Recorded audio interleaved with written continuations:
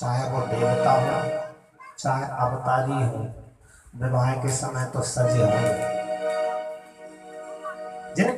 जिस किसी का भी विवाह हुआ है, विवाह के समय अपने वेशभूषा में परिवर्तन जरूर किया है। लेकिन भोलेनाथ ने कहा हमें कुछ नहीं सजना, हम तो जैसे वैसे ठीक। जिनको हम सदैव अपने साथ में रखते हैं उनको अलग नहीं करेंगे। उनको यदि हमें अपनी कन्या देना हो हिमालय राज को तो दे दे, और ना देना हो सुना दे। गणों ने कहा स्वामी थोड़ा बहुत तो परिवर्तन कर लीजिए। बोले जैसे है वही अच्छा।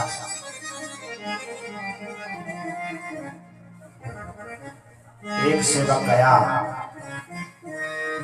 जंगल में बहुत से छोटे छोटे से सांप नाच रहे थे, कोई लाल कोई पीला कोई सफेद, छोटे छोटे से सांपों को पकड़ के ले आया। तो लाल वर्ण का एक सांप था, वह शिव जी के हाथ में बांध दिया। दूल्हा के हाथ में कंगन बांधा जाता है लाल वर्ण का, इसलिए लाल वर्ण का सांप हाथ में लपेट दिया।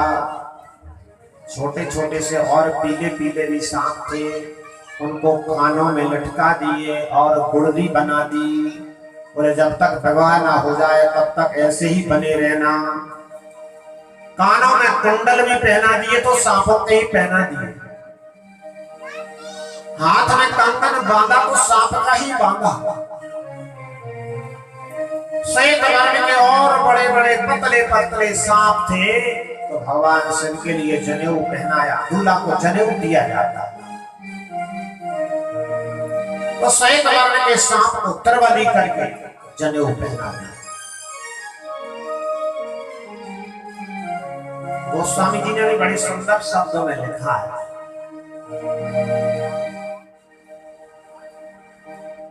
कि भोलेनाथ नाराज हो गए थे तो उनकी जो जटाएं थी वो बिखर गई थी। जटाओं को इकट्ठा किया और जटाओं को एकत्र करके उनको बांध दिया। बांधा, काहे से बांधा? एक काला नाग लिया, उसको लपेट और उस काले नाग से कहा तुम इस तरह से बने रहना जैसे दूल्हा के सिर पे मोहर रहता है ना, ऐसे मोहर बन के रहना। दूल्हा के सिर पे जब मुकुट लगाया जाता है तो जटाओं का मुकुट बना दिया और मोहर बनाया सर का। शिव ही शंभो गण में कर रही श्रृंगार, जटा मुकुटे शिव ही शंभो गण में कर रही श्रृंगार,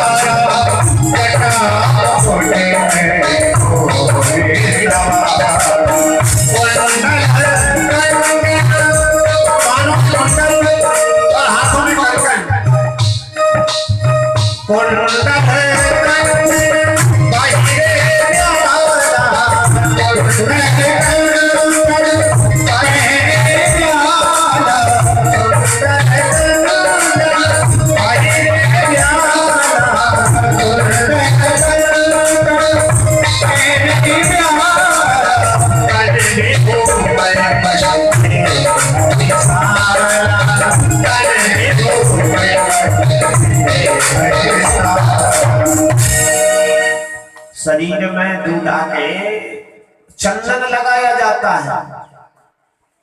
अब तो कम कम हो गया ये प्रथा, लेकिन हम लोगों में अभी भी होता है। कहीं लंबा समय हो तो 15 दिन पहले से दूल्हा को चंदन लगाते हैं। शरीर चंदन नेता जाता है।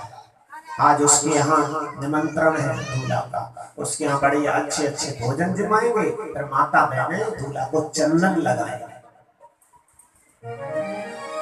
चंदन लगाया जाता है, इत्र लगाया जाता है, फिर हल्दी तो सब यहाँ लगती है, तेल का उल्टन हल्दी आदि ये सब लगाए जाते हैं। भगवान भोलेनाथ ने कहा ये हम कुछ नहीं, ये ठीक नहीं है। तो क्या? तन विभूति पटके हरी छाला, बोले शरीर में बस भभूति मल दो। भगवान शिव हम सबको ये बताना चाहते हैं कि देखो कितने ही हल्दी चंदन कुछ भी लगा लो, लेकिन ये शरीर कैसा है, भभूति बनना है। इस शरीर की एक दिन भभूति बन जाएगी। चाहे कुछ भी लगाओ, कुछ भी पहनो, जगत में कोई न परमानेंट, जगत में कोई न परमानेंट।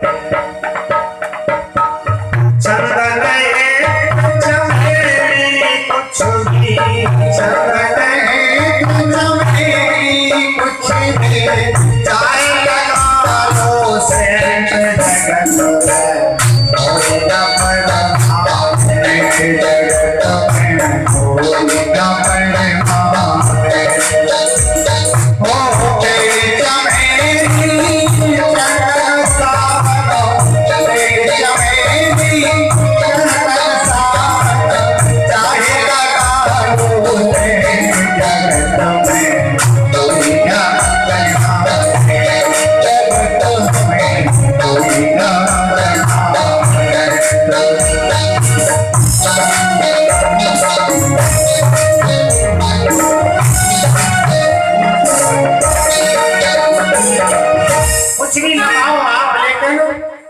परमानेंट कोई नहीं है। तो भगवान भोलेनाथ हम सबको बताते हैं कि भाई एक दिन भभूति बनना है, इसलिए तन विभूति पटके हरी छाला।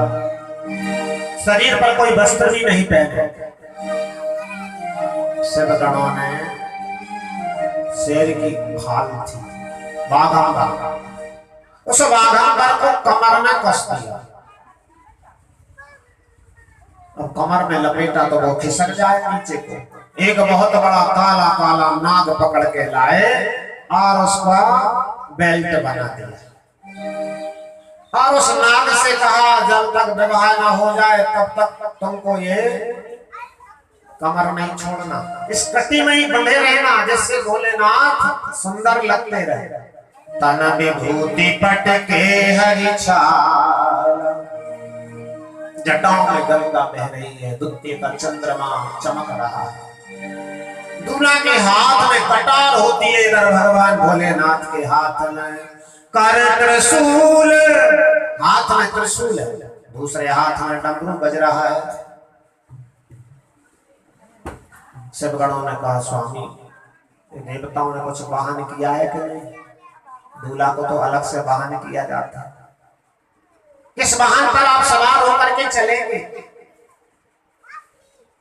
भोलेनाथ बोले इन्होंने कुछ नहीं किया, और हमारा तो भाई नंदी ही ठीक है, हम तो नंदी पर ही बैठ करके चलेंगे। नंदी माना धर्म, भगवान भोलेनाथ धर्म पर सवार। करे त्रिशूले डमरू बिराजा, चले बसें चले बाजे बाजा।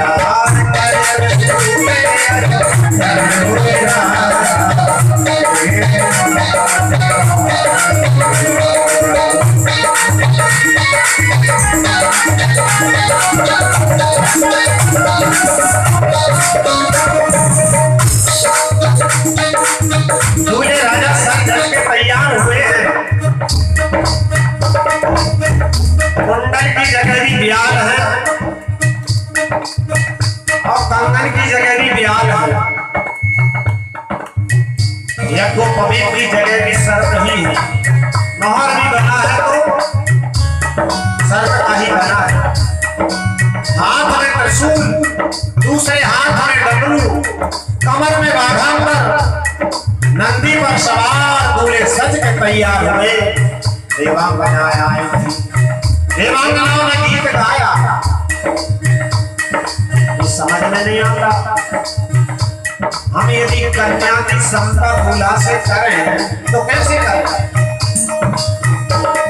आजकल भी गीत गाए जाते हैं, बनना बननी गाते हैं, माता बहनें गीत गाती हैं, हमारा दूल्हा है तो दुल्हन ऐसी एक दूसरे की समता का वर्णन करती है।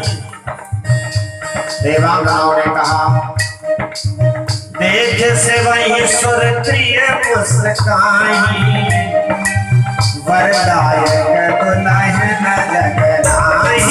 देख से वही सुर प्रिय मुस्काई, वरदायक दुल्हन जगनाई।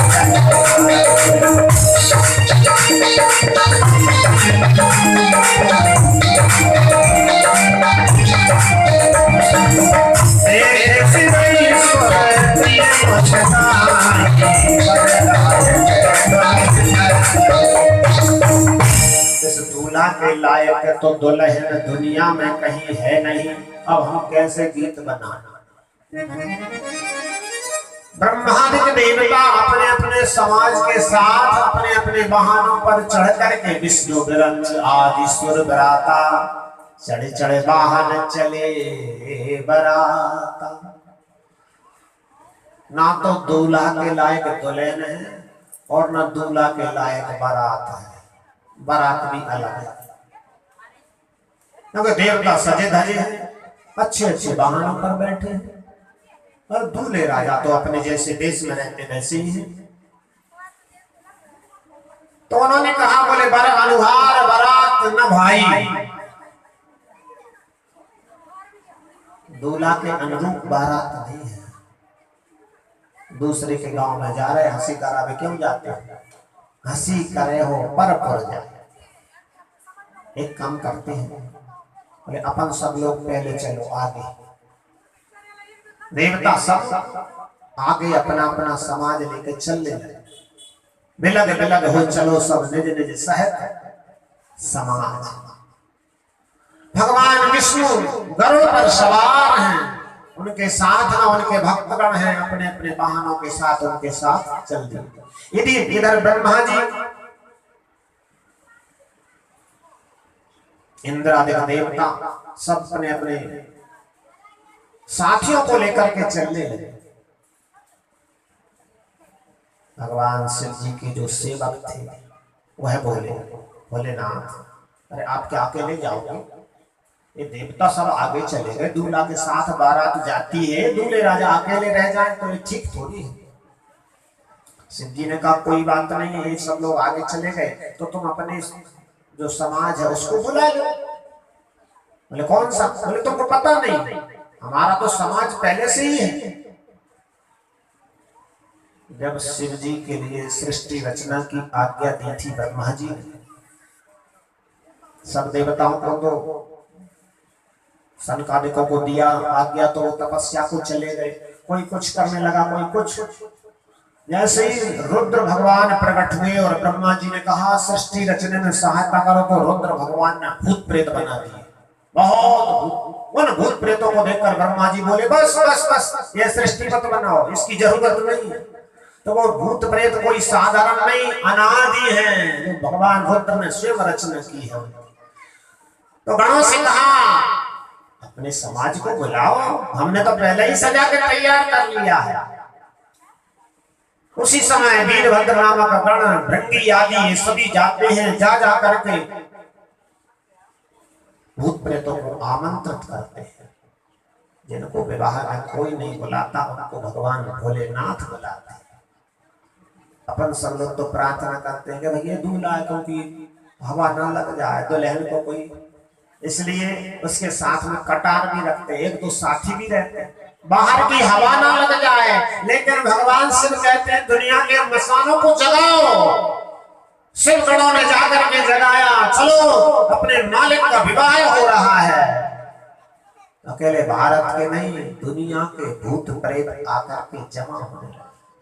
भारत के भूत भी हैं तो वो बोलते हैं हर हर महादेव, जय जय महादेव, कैलाशपति की जय हो।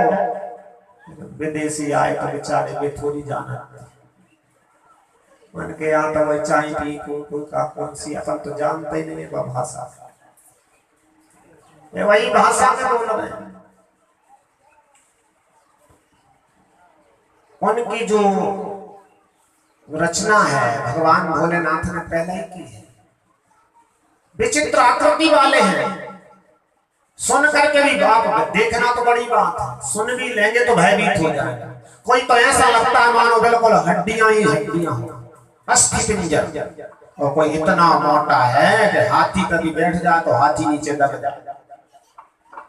हष्ट कष्ट को अति तन खीना, कोई इतना मोटा कोई इतना पतला, नाना तरह की उन्होंने वाहन सजाया। कोई गधे पर बैठा, कोई ऊंट पर बैठा, और बैठना है मुख की तरफ, पूंछ की तरफ मुंह करके बैठा। जैसे वाहन इधर को जा रहा हो तो अपन उधर को मुंह करके बैठे, लेकिन वो पूंछ की तरफ पूंछ पकड़े उधर को मुंह करके बैठे। किसी के हाथ नहीं है एक भी तो किसी के अनेकों हाथ, किसी के पैर नहीं है तो अनेकों पैर, किसी के देखो तो सारे अंग में आंखें ही आंखें दिखाई देती, किसी के देखो तो नाना तरह के मुख बने। ऐसे विचित्र आकृति वाले जब भूत प्रेत आए, हर हर महादेव बोलने लगे, शिव जी को घेर लिया। बीच में भगवान सब अपने कुछ बड़ों के साथ में चल रहे थे, बारात चलने लगे। अब देवांगना बड़ी प्रसन्न हुई, देवांगनाएं गीत गाने लगे। कैसा गीत गाया? जस दूल्हे तस बनी बराता, जय जय भोलेनाथ हरे। जस दूल्हे तस बनी बराता, जय जय भोलेनाथ हरे। जस दूल्हे तस बनी बराता, जय जय भोलेनाथ हरे।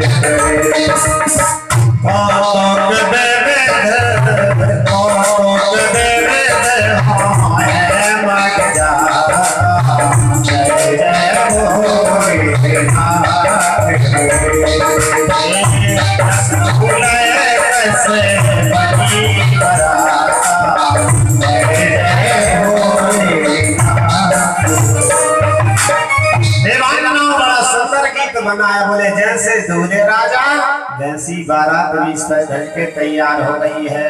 अब रास्ते में नाना तरह के खेल होते जा रहे हैं। देवताओं ने पीछे मुड़ के देखा कि दूल्हा राजा आ रहे हैं कि नहीं आ रहे, नहीं अपना स्वागत कौन करेगा। देखा तो दूल्हा राजा के साथ में बहुत बड़ी बारात है। अब किसी देवता को कोई काम पड़ता महादेव जी से तो पहले भूतों से मिलना पड़ता, बोले दूल्हा से मिलना है तो बीच में ही रोक देते, नहीं नहीं आप भीतर नहीं जा सकते, हमारे दूल्हे राजा को नजर लग जाएगा। अब और कठिनाई हो गई। धीरे धीरे करके बारात पहुंची है। हो हिमाचल नगरी, हो हिमाचल नगरी, चल भाई भोले